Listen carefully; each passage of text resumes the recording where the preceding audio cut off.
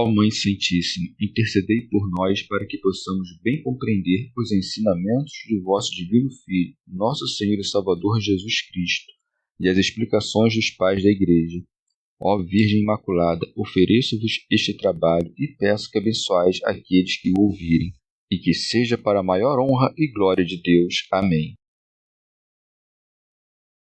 Senhor onipotente, purificai o meu coração e os meus lábios. Vós, que purificastes os lábios do profeta Isaías com carvão em brasa, e dignai-vos, por tal modo, purificar-me com a vossa misericórdia, para que possa dignamente anunciar o vosso santo Evangelho. Por Jesus Cristo nosso Senhor. Amém.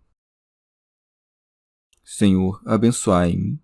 Que o Senhor resida no meu coração e nos meus lábios, para que anuncie digna e convenientemente o seu Evangelho. Amém. Evangelho de Nosso Senhor Jesus Cristo, segundo São Lucas. A visitação. Naqueles dias, Maria pôs-se a caminho para a região montanhosa, dirigindo-se apressadamente a uma cidade de Judá. Entrou na casa de Zacarias e saudou Isabel. Ora, quando Isabel ouviu a saudação de Maria, a criança lhe estremeceu no ventre e Isabel ficou repleta do Espírito Santo. Com um grande grito, exclamou: Bendita és tu entre as mulheres, e bendito o fruto do teu ventre. Donde me vem que a mãe do meu Senhor me visite? Pois, quando tua saudação chegou aos meus ouvidos, a criança estremeceu de alegria em meu ventre.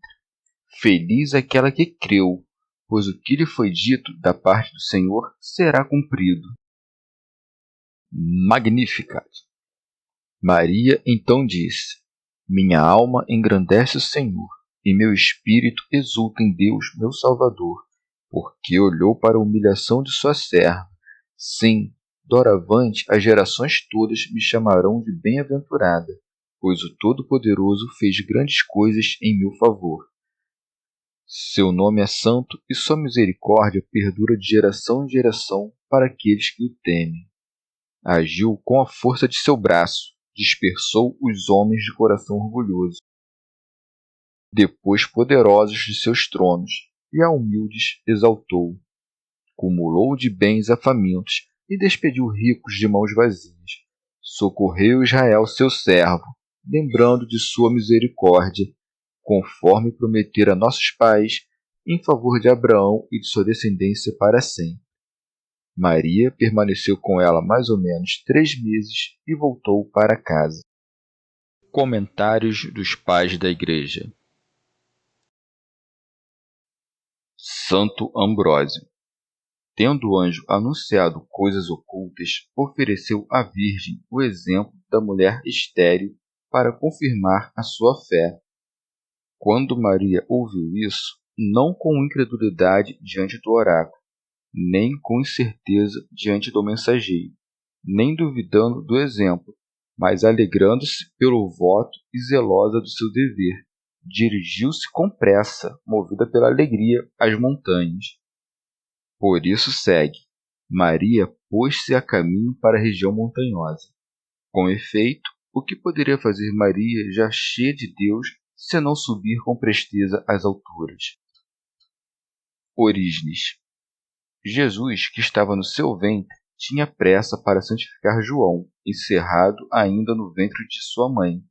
Por isso segue, dirigindo-se apressadamente. Santo Ambrósio. A graça do Espírito Santo não conhece delongas. Aprendei, ó virgens, a não vos deterdes nas praças, a não vos misturardes com o povo em conversas. Teofilacto. Foi às montanhas, porque Zacarias habitava nas montanhas. Por isso segue: a uma cidade de Judá entrou na casa de Zacarias. Santo Ambrósio. Aprendei vós, santas mulheres, os cuidados que deveis prestar a vossas parentas grávidas.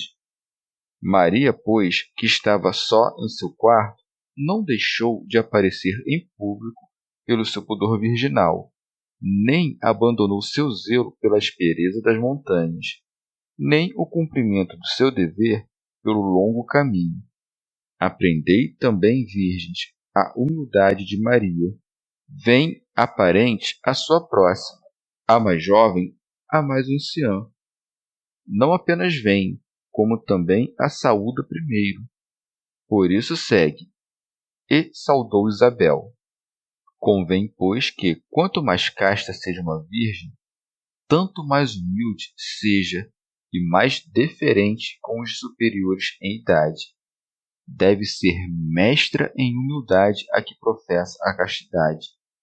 É também causa de piedade, porque o superior vem ao inferior para auxiliá-lo. Maria vem a Isabel, Cristo a João. São João Crisóstomo. Ou, de outro modo, a Virgem ocultava no fundo do seu coração o que lhe fora dito e não revelou a ninguém, porque não cria que dariam crédito a relatos miraculosos. Antes, pensava que se falasse receberia ultrajes como se ocultasse uma culpa própria. Expositor grego. Recorre unicamente a Isabel. Com efeito, estava acostumada a isso por causa do parentesco e de outros laços semelhantes. Santo Ambrósio. Manifestaram-se prontamente os benefícios da vinda de Maria e a presença do Senhor, pois segue. Ora, quando Isabel ouviu a saudação de Maria, a criança lhe estremeceu no ventre. Vê a diferença e a propriedade de cada palavra. Isabel ouviu antes as palavras, mas João sentiu antes a graça. Ela ouviu segundo a ordem da natureza, e este exultou em razão do mistério. Aquela sentiu a vinda de Maria, este a vinda do Senhor. Expositor grego. O profeta vi e ouve melhor que a sua mãe, e saúda o príncipe dos profetas. Como não pudesse saudá-lo com palavras, salta no ventre de sua mãe, com o que manifesta a maior alegria. Quem alguma vez teve notícia de que alguém saltasse antes do seu nascimento? A graça introduziu coisas desconhecidas pela natureza. Recluso no ventre de sua mãe, o soldado conheceu o Senhor e o rei que haveria de nascer, sem que o véu do útero constituísse obstáculo para a visão mística. Com efeito, não viu por entre as pálpebras, mas com o espírito. Orígenes.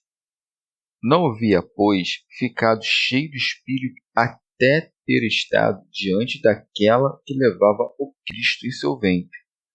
Foi então que ficou cheio do espírito e exultava dentro de sua mãe. Por isso segue. E Isabel ficou repleta do Espírito Santo. Não se deve, portanto, duvidar que aquela que então ficou cheia do Espírito Santo ficou cheia por causa de seu filho. Santo Ambrósio. Aquela que havia se ocultado, porque havia concebido um filho, começou a manifestar-se, porque trazia em seu ventre um profeta. E aquela que antes se envergonhava, agora bendiz. Por isso segue. Com um grande grito, exclamou: Bendita és tu entre as mulheres. Exclamou em alta voz quando percebeu o advento do Senhor, porque acreditou que seria um nascimento miraculoso. Orígenes.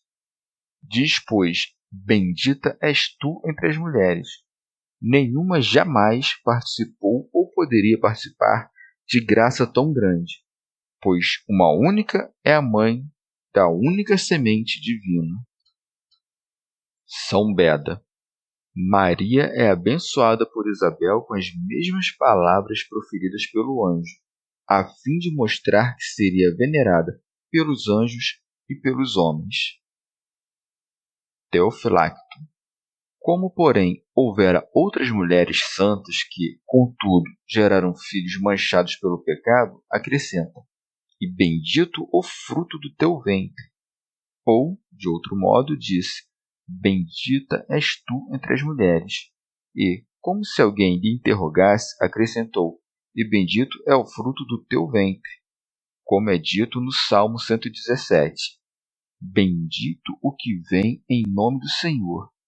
Nós vos bendizemos da casa do Senhor. O Senhor é Deus e faz brilhar sobre nós a sua luz. A Sagrada Escritura costumava tomar a palavra e significando porque. Orígenes chamou o Senhor de fruto do ventre da mãe de Deus, porque não procedeu de varão, mas somente de Maria, pois os que foram semeados pelos seus pais são frutos destes. Expositor grego. Somente este fruto é bendito, porque é produzido sem varão e sem pecado. São Beda. Este é o fruto que foi prometido a Davi. Um descendente da tua linhagem porei sobre o teu trono. Severo de Antioquia. Dessa passagem, na qual se declara que Cristo é fruto do ventre, extrai-se uma refutação contra Eutiques. Com efeito, todo fruto é da mesma natureza que a planta da qual procede. Daí se deduz que a Virgem era da mesma natureza que o segundo Adão, que tira os pecados do mundo. Também aqueles que dizem ser a carne de Cristo mera aparência ficam confundidos diante do verdadeiro parto da Mãe de Deus, porque o fruto procede da substância mesma da árvore. Onde estão os que dizem que Cristo passou pela Virgem como que por um aqueduto? Notem as palavras de Isabel, que ficou cheia do Espírito Santo. Cristo foi fruto do ventre. Prossegue. Donde me vem que a mãe do meu Senhor me visite? Santo Ambrósio. Não diz isso por ignorar, pois sabe que é pela graça e pela operação do Espírito Santo que a mãe do Senhor saúda a mãe do profeta para proveito de seu filho. Mas para manifestar que isso não se deve a méritos humanos, mas ao dom da graça divina, diz: Donde me vem? Isto é, com que direito, por quais atos, por quais méritos? Orígenes, dizendo isso, está de acordo com o seu filho, pois também João se considerava indigno da aproximação de Cristo. Chama Mãe do Senhor a que ainda é virgem, antecipando o cumprimento das palavras dos profetas. A providência divina levou Maria a Isabel para que o testemunho de João chegasse desde o ventre ao Senhor.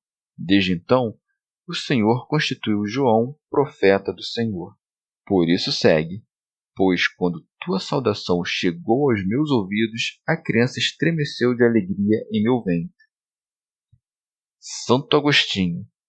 Para dizer isso, como antes falou o evangelista, ficou cheia do Espírito Santo, o qual, sem dúvida, lhe revelou, e, por isso, soube o que significava o salto do filho, isto é, que viera a mãe daquele de quem ele seria o precursor e a testemunha.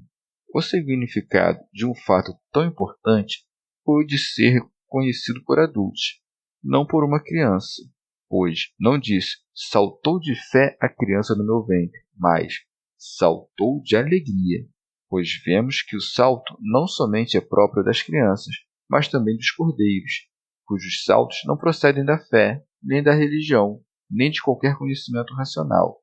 Mas esse salto é novo, inusitado, porque tem lugar no ventre e com a vinda daquela que haveria de dar à luz o Salvador de todos. Portanto, este salto e, por assim dizer, essa saudação dada à Mãe do Senhor, como costuma acontecer nos milagres, realizaram-se divinamente na criança e não humanamente pela criança. Ainda mesmo se o uso da razão e da vontade tivesse sido tão precoce na criança que, desde o ventre de sua mãe, pudesse conhecer, crer e sentir, também isso se deveria considerar uma obra do poder divino e um de seus milagres, e jamais obra da natureza humana. Orígenes. A mãe do Senhor viera para ver a concepção miraculosa de Isabel, que o anjo lhe anunciara, para que disso resultasse uma crença naquela concepção mais eminente que sobreviveria à Virgem. Referindo-se a essa fé, fala Isabel: feliz aquela que creu, pois o que lhe foi dito da parte do Senhor será cumprido. Santo Ambrósio vê que Maria não duvidou, mas acreditou e por isso obteve o fruto da fé.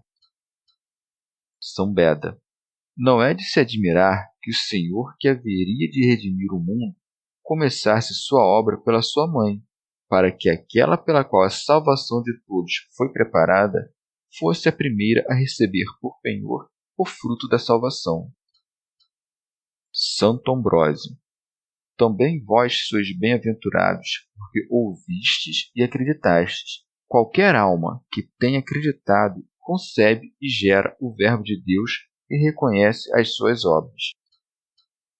São Beda: toda alma que concebe o Verbo de Deus sobe prontamente pelo caminho do amor ao mais alto cume das virtudes, posto que pode penetrar na cidade de Judá, isto é, a cidadela da oração e do louvor, e até a perfeição da fé, da esperança e da caridade, como que permanecendo 3 meses nela. São Gregório Magno: foi tocada pelo espírito da profecia com respeito ao passado, ao presente e ao futuro. Sabia que Maria acreditara nas promessas do anjo. Chamando-a mãe, entendia que levava o Redentor do gênero humano em seu ventre, e predizendo as coisas que se cumpririam, via também aquilo que se seguiria no futuro. Santo Ambrósio: assim como o pecado teve início pelas mulheres, também as coisas boas devem começar pelas mulheres. Por isso, não parece ocioso que Isabel profetize antes do nascimento de João e Maria antes do nascimento do Senhor. Ora, sendo Maria maior, segue-se que sua profecia seja mais plena. São Basílio: a Virgem, contemplando com elevação sublime e penetração profunda a imensidão do mistério, como que avançando em degraus, glorifica a Deus. Por isso é dito: Maria então disse: minha alma engrandece o Senhor. Expositor grego: como se dissesse: Deus cumprirá em meu corpo as maravilhas que prenunciou. Minha alma não ficará sem fruto diante de Deus. Convém, pois, que eu ofereça o fruto da minha vontade, pois quanto maior é o milagre com que sou agraciada, tanto mais sou obrigada a glorificar aquele que opera em mim maravilhas. Orígenes: se Deus não pode receber incremento nem diminuição, o que significa aquilo que Maria fala: minha alma engrandece o Senhor? Se, porém, considero que o Senhor Salvador é a imagem do Deus invisível e que a alma foi feita à sua imagem, para que seja imagem da imagem, então verei, como no exemplo dos que costumam pintar imagens, que, quando tiver engrandecido minha alma com obras, pensamentos e palavras, aí então a imagem de Deus se fará grande e o próprio Senhor, cuja imagem está na minha alma, será engrandecido. Santo Basílio: os primeiros frutos do Espírito são a paz e a alegria. Como, pois, a Virgem tinha aurido toda a graça do Espírito, com razão acrescenta: e meu espírito exulta em Deus, meu Salvador. Com o mesmo sentido, diz alma e espírito. A palavra exultação, tão frequente nas Escrituras, indica uma disposição alegre e jovial da alma naqueles que são dignos. Por isso, a Virgem exulta no Senhor por um salto inefável do seu coração, no fragor de um afeto honesto. São Beda: porque o espírito da Virgem alegra-se com a divindade eterna do mesmo Jesus, isto é, do Salvador, cuja carne é gestada por uma concepção temporal. Santo Ambrósio: portanto, a alma de Maria engrandece o Senhor e o seu espírito exulta no Senhor? Porque, devotada em alma, espírito e corpo ao Pai e ao Filho, venera com piedoso afeto o único Deus, por quem foram feitas todas as coisas. Esteja, pois, a alma de Maria em todas as coisas para engrandecer o Senhor. Esteja o espírito de Maria em todas as coisas para exultar no Senhor. Se, segundo a carne, uma só é a mãe de Cristo, segundo a fé, o fruto de todos é Cristo, pois toda alma concebe o Verbo de Deus, se é imaculada e imune aos vícios, e guarda a sua castidade com pudor inviolado. Teofilacto. Engrandece o Senhor aquele que segue dignamente a Cristo e, quando é chamado de cristão, não ofende a dignidade de Cristo, mas pratica obras grandes e celestiais, e então exultará o seu espírito, isto é, a sua crisma espiritual, progredirá e não será entregue à morte. São Basílio. Se, porém, quando a luz houver penetrado em seu coração e houver percebido, por meio daquela imagem obscura e fugaz, a consciência perfeita dos justos, para amar a Deus e desprezar as coisas corpóreas, obterá, sem dificuldades, a alegria no Senhor. Orígenes. A alma primeiro engrandece o Senhor, para depois alegrar-se em Deus. Com efeito, a não ser que antes acreditemos, não poderemos nos alegrar. Expositor grego. Manifesta a causa por que lhe convém glorificar o Senhor e exultar nele ao dizer, porque olhou para a humilhação de sua serva, como se dissesse, o Senhor assim determinou. Eu não esperei, estava contente com as coisas humildes. Agora fui eleita para um conselho inefável, exaltada da terra às estrelas. Santo Agostinho. Ó verdadeiro humilde, que deu à luz Deus para os homens, aos mortais deu a vida, renovou os céus, purificou o mundo, abriu o paraíso e libertou as almas dos homens.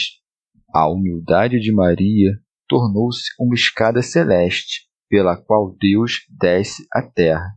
O que quer dizer lançou os olhos, senão aprovou? Com efeito, muitos parecem humildes aos olhos do homem, mas o Senhor não lança os olhos para a sua humildade. Se fossem verdadeiramente humildes, não desejariam ser louvados pelo homem. Seu espírito não exultaria neste mundo, mas em Deus. Orígenes. Mas o que tinha de humilde e desprezível aquela que trazia em seu ventre o Filho de Deus? Considera que a humildade pregada nas Escrituras é uma das virtudes, a qual é chamada pelos filósofos atifia, ou metriotes, modéstia, e que nós, por uma paráfrase, podemos chamar a virtude daquele que não se infla, mas se rebaixa. São Beda. Aquela para cuja humildade o Senhor lança os olhos é com propriedade chamada por todos bem-aventurada. Por isso prossegue. Sim, doravante as gerações todas me chamarão de bem-aventurado. Santo Atanásio. Com efeito, se segundo o profeta são bem-aventurados todos os que descendem de Sião e têm parentes em Jerusalém, quão grande deve ser a celebração da excelsa e santa Virgem Maria, que foi eleita para ser a mãe do Verbo segundo a carne. Expositor grego. Não se chama bem-aventurada por vanglória, onde, com efeito, estaria a soberba daquela que se chama serva do Senhor.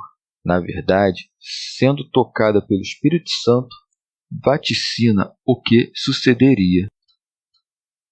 São Beda.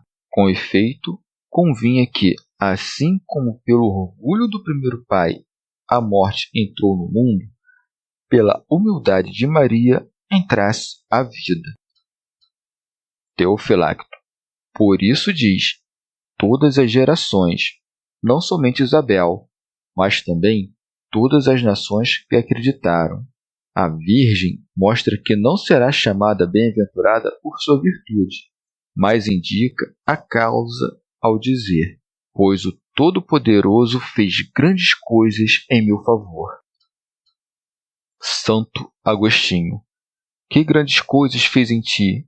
Creio que tu, sendo criatura, deste a luz ao Criador, e, sendo serva, geraste o Senhor, para que por ti Deus redimisse, iluminasse e chamasse de volta à vida o mundo. Tito Bostrense. Em que sentido fez grandes coisas, senão porque, permanecendo virgem, concebi, superando a natureza por vontade de Deus? Foi considerada digna de, sem conhecer homem, tornar-me mãe, não de qualquer um, mas do Salvador unigênito. São Beda. Isso faz referência ao princípio do cântico, onde é dito: minha alma engrandece ao Senhor.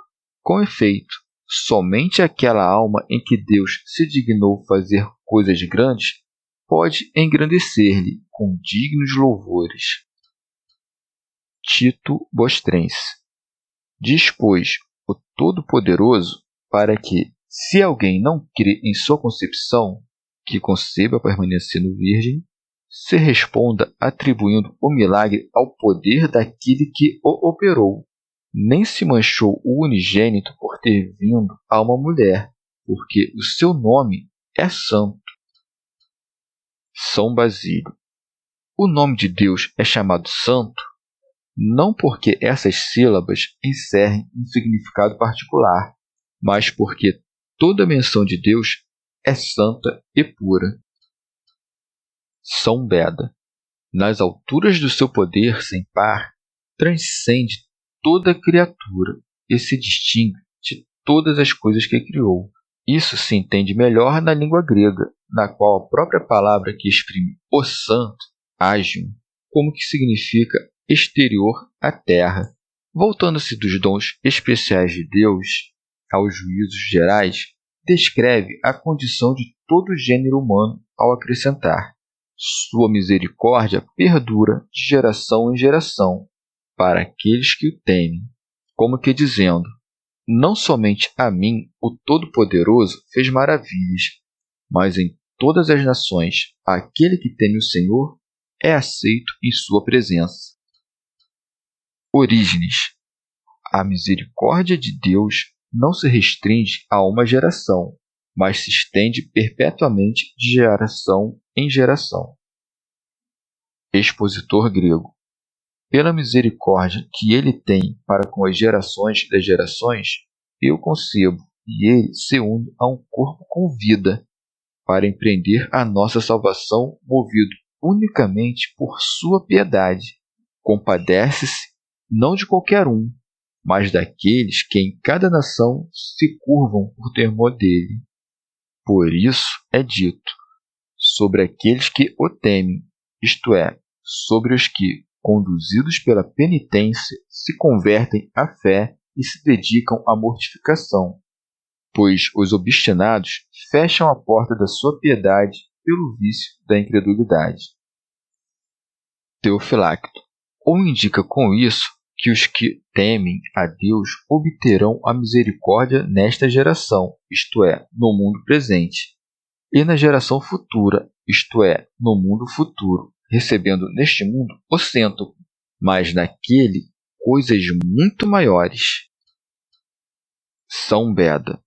Ao descrever a condição do gênero humano, mostra o que merecem os soberbos e os humildes, dizendo: agiu com a força de seu braço, isto é, no próprio Filho de Deus. Assim como o teu braço é aquilo com que praticas obras, chama-se braço de Deus o seu verbo, pelo qual o mundo foi criado. Orígenes. Agiu com a força de seu braço aos que o temem, pois, ainda que te aproximes de Deus na fraqueza, se o temeres, obterás a força prometida. Teofilacto. agiu com a força de seu braço, a saber, do seu Filho encarnado, porque a natureza foi vencida, a Virgem deu à luz, e Deus se fez homem. Expositor grego. Ou, de outro modo, diz: agiu o poder em vez de agirá, não como antigamente, por meio de Moisés, contra os egípcios, nem por meio do anjo, quando curvou uma multidão de rebeldes assírios, nem por nenhum outro intermédio, mas triunfou por seu próprio braço, sobrepujando inimigos espirituais. Por isso segue: dispersou os homens de coração orgulhoso, a saber, todo espírito exaltado que não se submeteu ao seu advento, como também descobre e expõe seus pensamentos orgulhosos. São Cirilo. Essas palavras devem ser entendidas com mais propriedade das fileiras inimigas dos demônios. Com efeito, o Senhor dispersou esses que se agitavam violentamente sobre a terra, quando veio e trouxe de volta à obediência os que lhes eram cativos. Teofilacto. Isso também pode ser entendido dos judeus, que dispersou por todas as regiões, tal como se encontram até hoje. São Beda. As palavras agiu com a força de seu braço e as que lhe antecederam, e sua misericórdia de geração em geração, devem ser ligadas a este versículo. Com efeito, de geração em geração, os soberbos não deixam de cair, e os humildes de ser exaltados, pela justa e piedosa disposição do poder divino. Por isso é dito: depois poderosos de seus tronos, e a humildes exaltou. São Cirilo. Sabiam coisas grandes o diabo e os demônios, os sábios dos gentios, os escribas e os fariseus. Porém, os depôs do trono e elevou os que se humilhavam sob a mão potente de Deus, dando-lhes o poder de caminhar sobre serpentes, escorpiões e sobre todo o poder inimigo. Os judeus também eram soberbos por seu poder, mas a sua incredulidade os lançou ao chão, e os obscuros e humildes dentre os gentios, por meio da fé, subiram às alturas. Expositor grego. Sabe-se que o nosso intelecto é o trono da divindade. Porém, após a transgressão, os poderes do mal instalaram-se no coração do primeiro pai, como em seu próprio assento. Por isso, o Senhor veio, expulsou os espíritos iníquos das sedes das vontades, elevou os que haviam sido prostrados pelos demônios, limpando as suas consciências e constituindo seus corações na sua própria sede. Comentário de São Tomás de Aquino em forma de glose. Como a prosperidade humana parece consistir principalmente nas honras dos potentados e na abundância das riquezas, depois da deposição dos poderosos e da elevação dos humildes, faz menção ao empobrecimento dos ricos e ao enriquecimento dos pobres, dizendo: cumulou de bens a famintos e despediu ricos de mãos vazias. São Basílio. A presente passagem dispõe-nos quanto às coisas sensíveis, ensinando-nos a incerteza das coisas mundanas. Essas coisas são morrediças, como a onda que é empurrada de lá para cá pelo ímpeto dos ventos. Tomando a passagem espiritualmente, o gênero humano estava faminto, à exceção dos judeus, pois estes haviam sido enriquecidos pela tradição da lei e pelos ensinamentos dos santos profetas. Como, porém, não aderiram humildemente ao Verbo feito homem, foram despedidos vazios, sem levar nada, nem a fé, nem a ciência. Foram privados da esperança dos bens e expulsos assim da Jerusalém terrena, como da vida que virá. Aqueles dentre os gentios que tinham fome e sede, tendo aderido ao Senhor, foram cumulados de bens espirituais. Comentário de São Tomás de Aquino em forma de glose. Os que desejam as coisas eternas com todas as suas forças como os famintos, serão saciados quando Jesus Cristo aparecer em sua glória. Mas os que gozam das coisas terrenas serão, no fim, despedidos vazios de toda bem-aventurança. Depois da menção geral à piedade e à justiça divinas, volta às suas palavras a singular dispensação da nova encarnação, dizendo: socorreu Israel, seu servo, como o médico que toma cuidado do enfermo. Assim, fez-se visível entre os homens para fazer Israel, isto é, aquele que vê a Deus, seu servo. São Beda, isto é, do obediente e do humilde, pois quem se recusa a se humilhar não pode ser salvo. São Basílio, chama, pois, Israel, não o Israel material, que era enobrecido pelo seu nome, mas o Israel espiritual, que conservava o nome da fé, tendo os olhos dirigidos a Deus para vê-lo, por meio da fé. Isso, porém, também pode ser adaptado para o Israel material, uma vez que muitos que lhe pertenciam também acreditaram. Fez isso lembrando da sua misericórdia, porque cumpriu aquilo que prometera a Abraão ao dizer: na tua descendência serão benditas todas as nações da terra.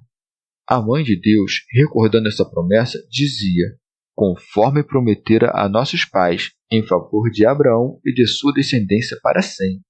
Pois foi dito a Abraão: estabelecerei a minha aliança entre mim e ti, e a tua descendência depois de ti em suas gerações, por aliança perpétua, para ser o teu Deus e o da tua descendência depois de ti. São Beda, chama descendência não tanto os que foram gerados segundo a carne, mas antes os que seguiram as pegadas de sua fé, aos quais foi prometido o Salvador para sempre. Comentário de São Tomás de Aquino em forma de glosa. Pois a promessa da herança não se deixa encerrar em nenhum limite, mas até o fim dos tempos não faltarão fiéis, e a glória da bem-aventurança será perene. Santo Ambrósio. Maria ficou com Isabel até que se cumprisse o tempo em que esta daria à luz. Por isso é dito: Maria permaneceu com ela mais ou menos 3 meses. Teofilacto. No 6º mês da concepção do precursor, o anjo veio a Maria, que permaneceu com Isabel por 3 meses, e assim se cumpriram os 9 meses. Santo Ambrósio. O motivo pelo qual permaneceu tanto tempo não foi somente a familiaridade, mas também para o benefício de tão grande profeta, pois se sua simples entrada lhe fez tanto bem que, ouvindo a saudação de Maria, a criança saltou dentro do ventre e sua mãe ficou cheia do Espírito Santo, quanto mais não lhe acrescentou a presença de Santa Maria durante tanto tempo. Com acerto, pois, inferimos que Maria desempenhou um ministério e observou um número místico. São Beda. É necessário à alma casta, que concebe o desejo pelo verbo espiritual, submeter-se ao jugo da disciplina celeste e não deixar de perseverar, permanecendo aí como que por 3 meses, até que se lhe irradie a luz da fé, da esperança e da caridade. Teofilacto.